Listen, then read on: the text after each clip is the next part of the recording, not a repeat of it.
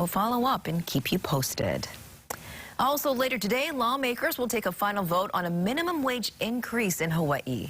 Dallas Ontiveros joins us live from the state capitol with more on the process. Morning, Dallas. Good morning, Christiane Ross here. Joining us on Wake Up Today, we have Senator Linda Coit. Good morning. Thanks for joining us here on Wake Up Today. Morning, Dallas. So tell us how you feel about this final vote in the process leading up to this point. You know, I feel really good. I think we have a lot of good measures that accompany it with, you know, the EITC, non-refundable, to help also offset businesses. You know, I think it's long awaited. The people deserve to have a living wage that can accompany the lifestyle here in Hawaii and the cost of living. And it's been 4 years since we've seen a raise with our minimum wage. Yes, it has. So if it does pass, we'll see $12 starting October 1st of this year. Yes. And then it would climb all the way to $18 by 2028, correct? Correct. Okay, so looking to the future, how do you think the lifestyle will be like when it's $18 minimum wage? Will it be more difficult? Will there be challenges on the way? What are we looking at? I think there'll be challenges because you start to see some of the businesses that have either made adjustments now, offset that in cost back to consumers, whether it be product, whether it be services. You know, those are some of the things that we're going to have to work around. Again, too, some of the business will be making, whether it be mechanizing their operations, in our case for farming. You know, we mechanized areas so that way we can get good quality workers because we're at a competitive level now for employees.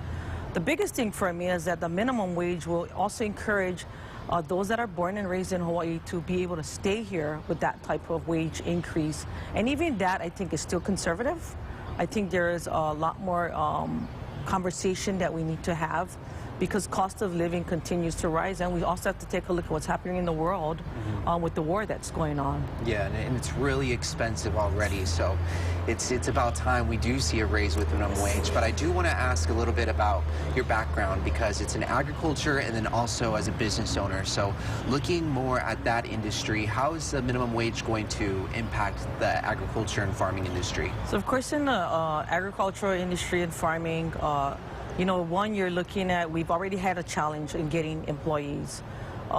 We had to figure out whether or not we'll raise costs. We have to figure out whether or not some of us as family farms have now taken into doing some of the operations that we have normally would have done on the hiring process. There are a lot of grants that are out there. There are partnerships that can be made. It's how you're going to portray what that company will look like. So we've made adjustments, whether it be, again, through machinery. When we used to have major labor going on, we now have operators that are now making better pay.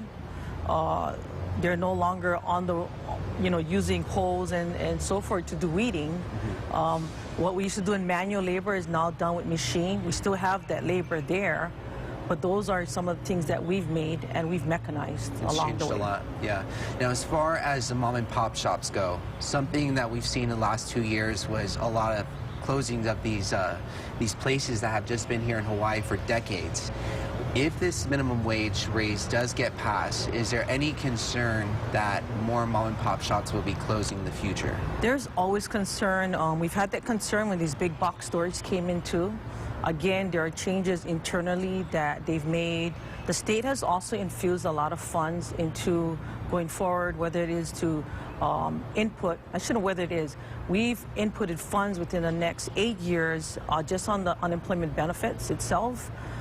We've put out over $700 million in loans in unemployment, and then also paid it off, legislature paid it off, and the $40 million in interest.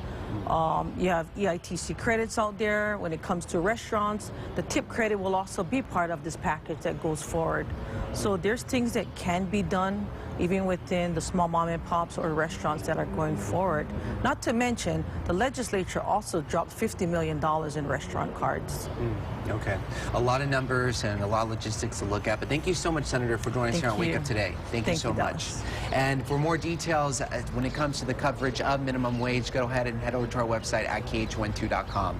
Reporting here at the state capitol, Dallas Ontiveros, KH12 News, working for Hawaii. Thank you so much, Dallas. 6:08 right now. Coming up, we'll have a live look at the roads to find out where those traffic trouble spots are and how much longer the rain will last. Plus, a warning from Google. the security breach that may have compromised your information, and how you can rectify the issue straight ahead.